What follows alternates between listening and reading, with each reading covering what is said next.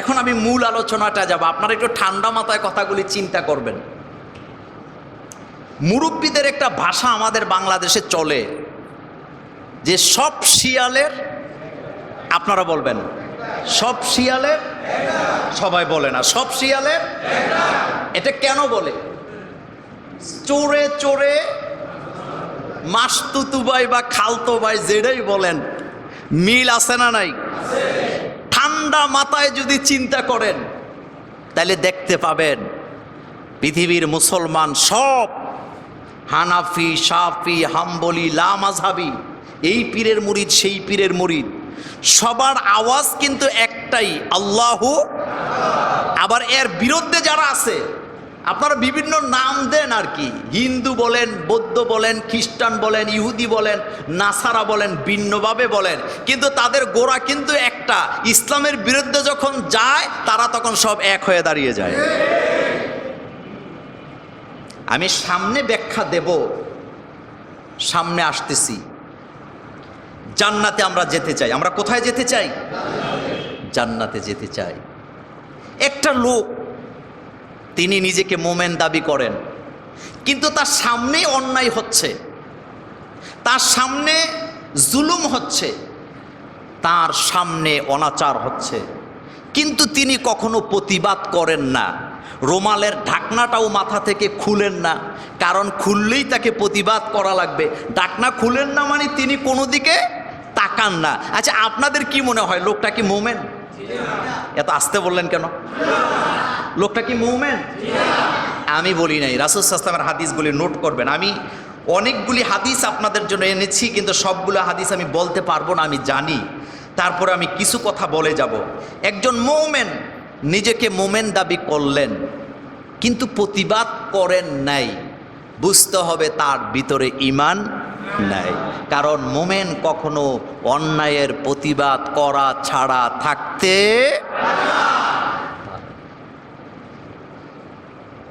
প্রশ্নই আসে না। আর কোনো ক্ষমতা নাই, রিক্সা চালায়া খায়, তার হাতে লাঠি নাই, গায়ে শক্তি নাই, সামাজিক আধিপত্য নাই, কিন্তু তার জন্য প্রতিবাদের ভাষা খোলা রেখেছেন কে?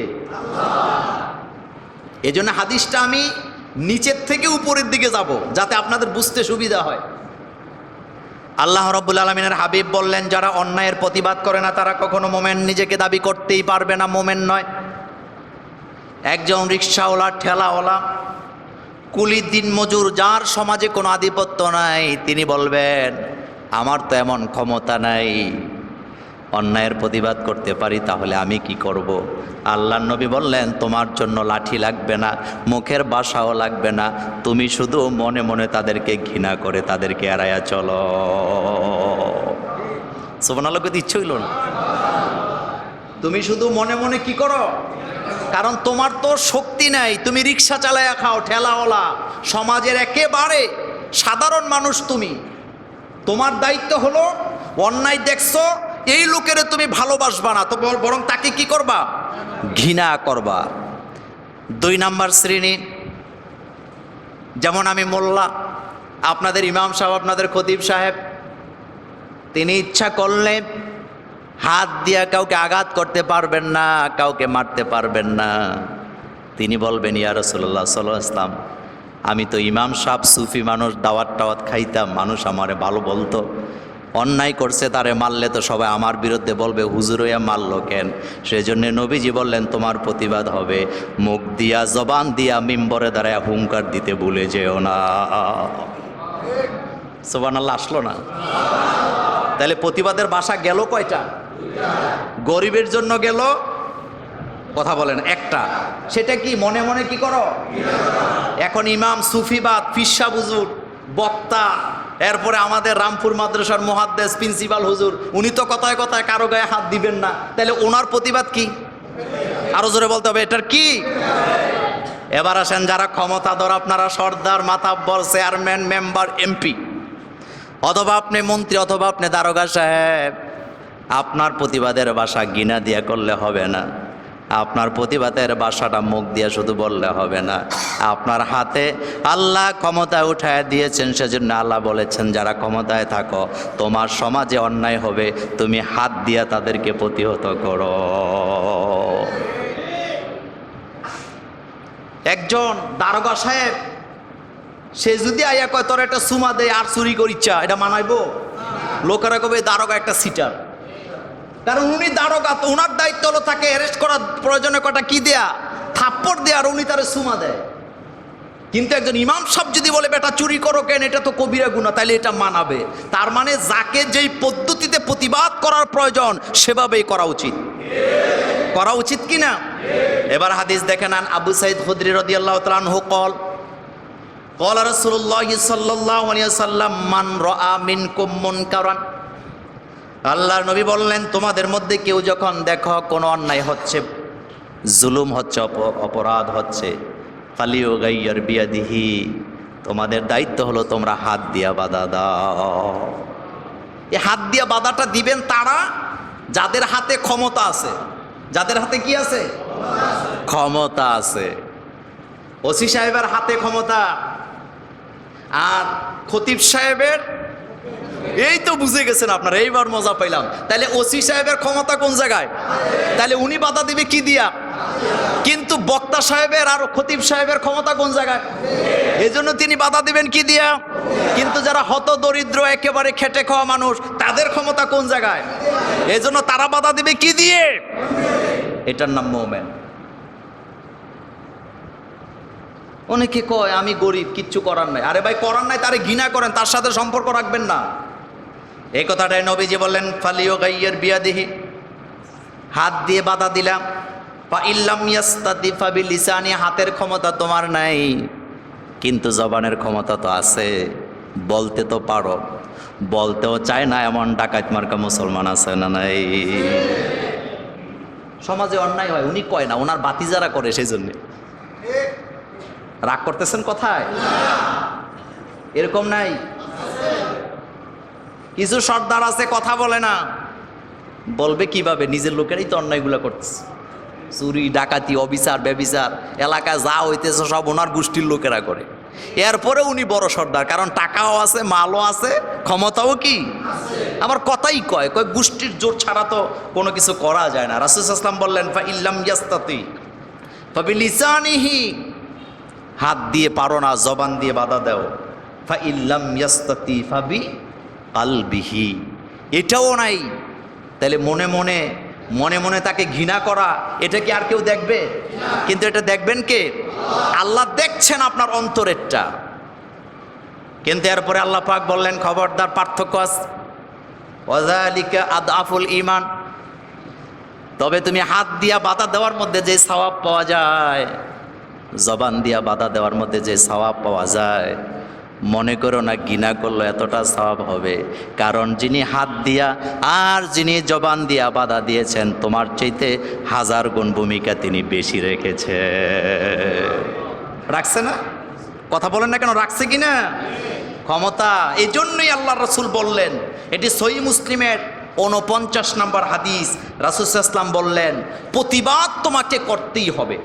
আমার বক্তব্যের মধ্যে আল্লাহর হস্তে কেউ রাজনীতি খুঁজবেন না, কারণ আমি রাজনীতির প্রতিনিধিত্ব করার জন্য এখানে আসি নাই। আমি শুধু একটা কথা বলি, ঠান্ডা মাথায় চিন্তা করবেন, বিষোদ্গার করার জন্য নয়।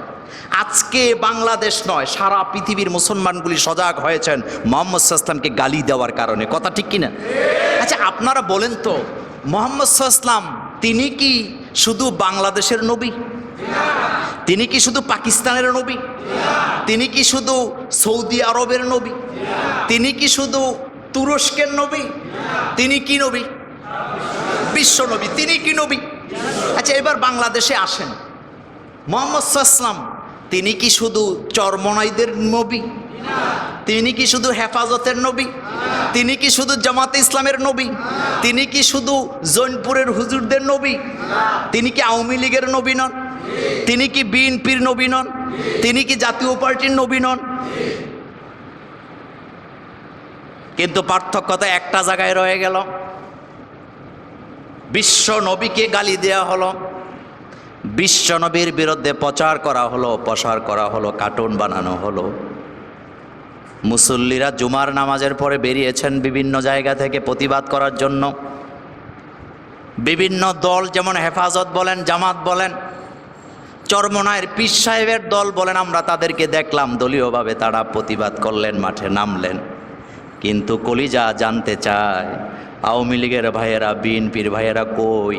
তোমাদেরও তো নবী ছিল, তোমরা কেন দলীয় কর্মসূচিতে সেটা রাখতে পারো নাই? তাইলে বোঝা গেছে তোমাদের ভালোবাসা আর আমাদের ভালোবাসার মধ্যে পার্থক্য আছে না নাই? কালকে সকালেই কইব যে মোবারক মোল্লা নাজিম আনছে। আল্লাহর কসম, রাজনীতিক খেলা আমি খেলছি না। তিনি কি আওয়ামী লীগের নবী ছিলেন না? তাহলে আওয়ামী লীগ তো সরকারে ছিলেন, তিনাদেরও তো একটা দায়িত্ব থাকে মুসলমান হিসাবে, তারা কেন প্রতিবাদ করতে পারলেন না? তারা বলবে আমরা এসবে নাই, বিপদে পড়লে টেহা আছে, জিলাপি আছে, আর আপনারা আছেন 500 টাকার নোট হুজুরের পকেটে ঠেলা দিয়ে ঢুকাইয়া দেবো, একটু দোয়া করে দিবেন কেল্লা ফতে।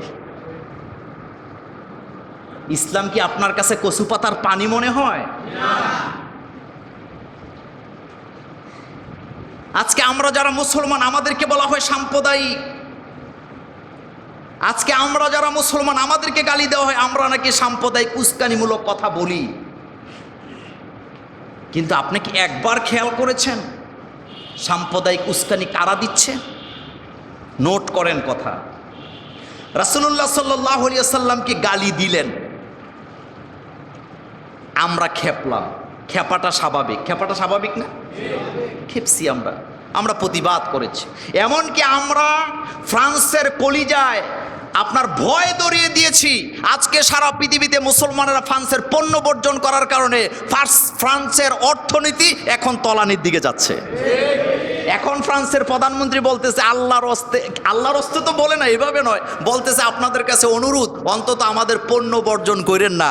আর আমরা ঘোষণা দিয়েছি পৃথিবীর মুসলমান যদি ফ্রান্সের পণ্য বর্জন করে, কয়দিন পরে ভিক্ষার ঝুলি নিয়ে নামতে হবে। কারণ পৃথিবীর অমুসলিমেরা, হিন্দু, খ্রিস্টান, বৌদ্ধ, তারা যে বেঁচে আছে, তারা যে আকাশ থেকে সূর্যের তাপ পাচ্ছেন, অক্সিজেন পাচ্ছেন, এগুলি মুহাম্মদ সাল্লাল্লাহু আলাইহি ওয়াসাল্লামের উম্মতের খাতিরে পাচ্ছেন।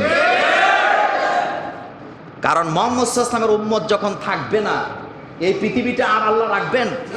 আপনাদের কি মনে হয় রাখবেন? আচ্ছা ভাই, রাসূল সাল্লাল্লাহু আলাইহি ওয়াসাল্লামকে গালি দিলেন, হেফাজতের ভাইয়েরা মিছিল করলেন, রাসূলকে গালি দিলেন, চরমনের হুজুরের নেতৃত্বে বিশাল মিছিল হলো। রাসূলকে গালি দিলেন, এদেশের ধর্মপ্রাণ মুসলমান মসজিদ থেকে মুসল্লিরা, যেখানে সব দলের লোক ছিল, আওয়ামী লীগের লোকও ছিল, মুসল্লিরা প্রতিবাদ করলেন। এখানে হিন্দু, বৌদ্ধ, খ্রিস্টান ঐক্য পরিষদের কোনো ক্ষতি হওয়ার কথা কি ছিল? কথা বলতে হবে। কোনো ক্ষতি কি তাদের আমরা করছি? হেফাজত থেকে কি তাদেরকে কোনো গালি দেওয়া হয়েছিল? এখন আমরা প্রতিবাদ মিছিল করলাম ফ্রান্সের বিরুদ্ধে, ফ্রান্সের প্রেসিডেন্ট কি নাম, ম্যাক্রোর বিরুদ্ধে। কিন্তু বাংলাদেশে 90% মুসলমানের দেশে এই প্রতিবাদের কারণে হিন্দু, বৌদ্ধ, খ্রিস্টান ঐক্য পরিষদ মাঠে নেমে মিছিল করে তারা ঘোষণা দিয়েছেন হেফাজতের গালে গালে জুতা মারো তালে তালে, তারপরে চরমনায়ের পীর সাহেবের গালে গালে জুতা মারো তালে তালে। তাহলে আপনারা বলেন, আমরা তো তাদেরকে গালি দেই নাই, আমরা গালি দিছি কাদেরকে? এবং আমরা নিজের থেকে দেই নাই, আমাদের নবীকে গালি দিয়েছেন সেজন্য আমরা গালি দিয়েছি। তাহলে হিন্দু, বৌদ্ধ ঐক্য পরিষদ, তারপরে খ্রিস্টান ঐক্য পরিষদ, তারা আমাদের বিরুদ্ধে জুতা মিছিল করলেন। তার কারণ কি? ভিতরে কিছু ডালমে কুচ কালো আছে না নাই? আছে মানেই হলো ফ্রান্সের ম্যাক্রো আর বাংলাদেশে যারা হিন্দু, বৌদ্ধ, খ্রিস্টান ঐক্য পরিষদ করেছেন, তাদের দুই দলের মধ্যে মুহাম্মদ সাল্লাল্লাহু আলাইহি ওয়াসাল্লামের শত্রুতার বিরুদ্ধে, মুসলমানের শত্রুতার বিরুদ্ধে কোনো পার্থক্য নাই। নতুবা তারা খেপলো কেন?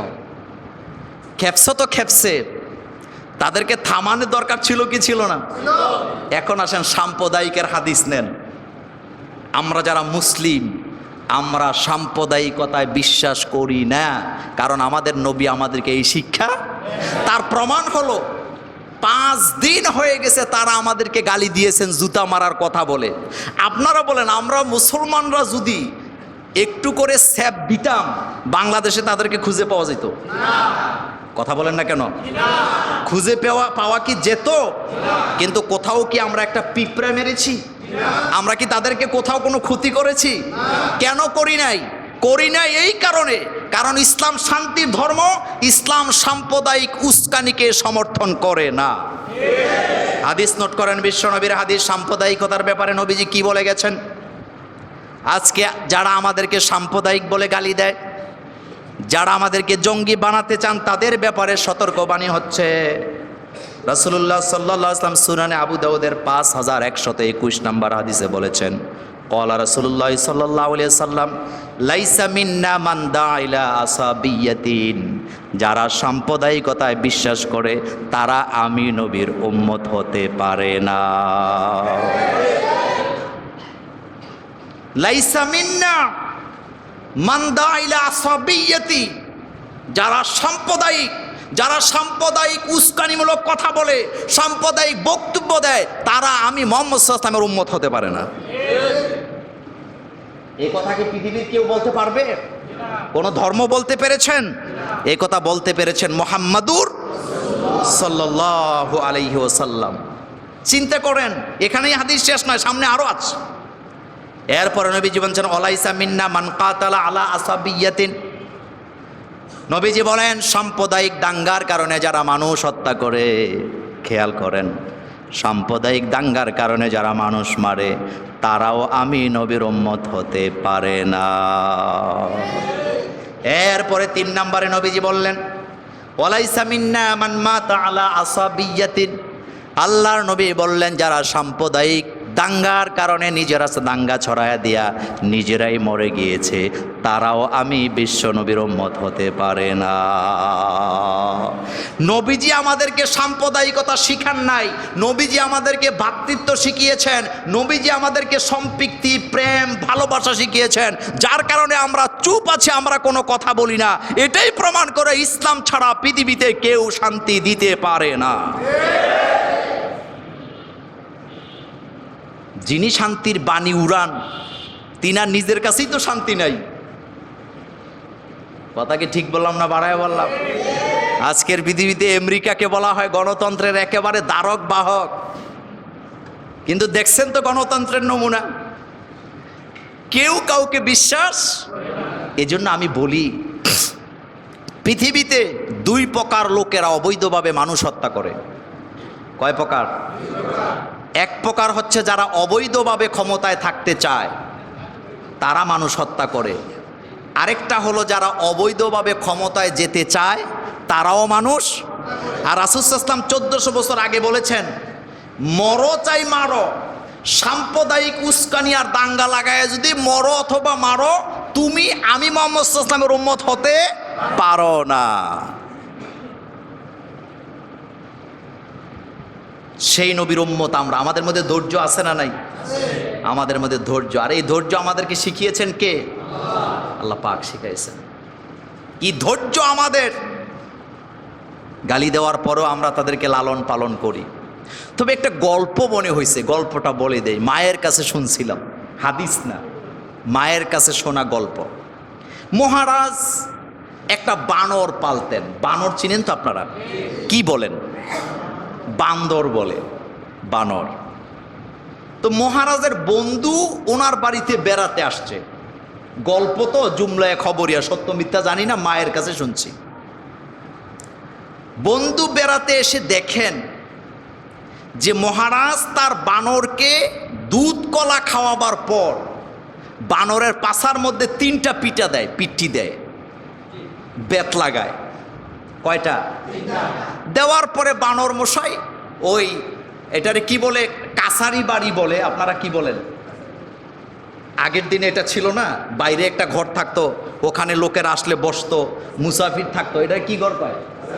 কাছারি ঘর। ওই কাছারি ঘরের পাশে একটা গাছ আছে, ওই 3টা পিঠি দেওয়ার পরে বানর মশাই ওখানে যায় বসে থাকে, আর ডিস্টার্ব করে না। বন্ধুর নজরে এটা পড়ছে। বন্ধু কইলেন, দোস্ত তুমি মহারাজ মানুষ, তোমার তো জ্ঞান বুদ্ধি একেবারেই কম, এটা কেমন জুলুম! দুধ কলা যারে খাওয়াও, খাওয়াবার পরেই 3টা পিট্টি লাগাও পাছার মধ্যে, আর ও যায় গাছের মধ্যে বসে থাকে। এটা তো মারাত্মক জুলুম দোস্ত, এটা করো কেন? মহারাজ কয়, দোস্ত তুমি যদি এই প্রশ্নের উত্তর জানতে চাও, আমার বাড়িতে তোমাকে 3 দিন থাকা লাগবে। কয়দিন? দোস্ত কয়, মহারাজ গেলাম না, 3 দিন থাকবো, কিন্তু ঘটনা জানিয়ে যাবো। ঘটনা কি? আচ্ছা ঠিক আছে, থাকো দোস্ত, টের পাইবা। প্রথম দিন বানর মশাইকে দুধ কলা খাওয়াইয়া আজকে আর পিট্টি দেয় নাই। কি দেয় নাই? এখন বানর মশাই মহারাজের পাশে বসে আছে চুপচাপ ভদ্রভাবে, কোনো কথা কয় না। তো ভালো, বসে আছে, কোনো ক্ষতি তো করে নাই, ভালো কথা। এই গেল প্রথম দিন। দ্বিতীয় দিন আবার খাবার দিলেন, দুধ আর কলা। খাবারের মান কিন্তু ভালো। দুধ কলা খাওয়ার পর এবার আজকেও পিট্টি। আজকে কততম দিন? কথা বলে না, কততম? আজকেও পিট্টি। এখন বানর মশাই মহারাজের কোলে উঠে বসছে আজকে। তাইলে কোলে উঠে বসলো কততম দিনে? দোস্ত কোনো কথা কয় না, ভালোই তো আছে, কোলে না বসছে। তৃতীয় দিন আবার দুধ কলা খাওয়ালেন। খাওয়াবার পরে আজকেও পিট্টি দেয় নাই। আজকে তো তৃতীয় দিন, ফাইনাল দিন এটা। এখন ওই বানর আজকে আর পাশেও বসে নাই, কোলেও বসে নাই, মহারাজের কান্দে উঠে বসছে। দোস্ত কয়, দোস্ত তোমারে তো আমি ভুল বুঝছিলাম, এ তো মারাত্মক অন্যায়। তাকে তুমি দুধ কলা খাওয়াও, সে প্রথম দিন পিট্টি দেও নাই বলে পাশে বসলো, ভালোই তো ছিল, কিন্তু আজকে তৃতীয় দিন তোমার কাঁধের উপরে উঠে বসে। এতদিনে বুঝলাম আসলে রহস্যটা কি। আমরা মোল্লারাজে মাঝে মধ্যে হুঙ্কার দেই, এটা শত্রুতামি করে দেই না। গত ১ যুগ ধরে আজকে ইসলামের শত্রুদেরকে লালন পালন করতে করতে দুধ কলা খাওয়াইতে খাওয়াইতে আমরা এমন পর্যায়ে নিয়ে গিয়েছি, বিশ্বনবীর বিরুদ্ধে, চরমনার পীরের বিরুদ্ধে, হেফাজতের পীরের বিরুদ্ধে তারা কথা বলতে আজকে সাহস পেয়ে গিয়েছে। আর এই সাহসটা দিছে কারা? আমরা দিছি। কারা দিছি? দুধ কলা খাওয়াইতে খাওয়াইতে খাওয়াইতে খাওয়াইতে এমন পর্যায়ে নিয়ে গিয়েছি। এই কথাগুলি সাম্প্রদায়িক নয়, কলিজায় আঘাত লাগে। আজকে মিডিয়া তত্ত্ব সন্ত্রাস চলছে। করোনা ভাইরাস বাংলাদেশে ঢুকেছেন কয় মাস হয়েছে? কয় মাস? প্রায় 7 মাসের উপরে চলে গেছে। কত চেষ্টা করছে যে নামাজের থাইকা, জুমার নামাজের থেকে, মাহফিল থাইকা, রোজার ঈদের থাইকা, ঈদের নামাজের থেকে করোনা ছড়ায়। আল্লাহর রহমতে একটা প্রমাণ তারা দিতে পারে নাই।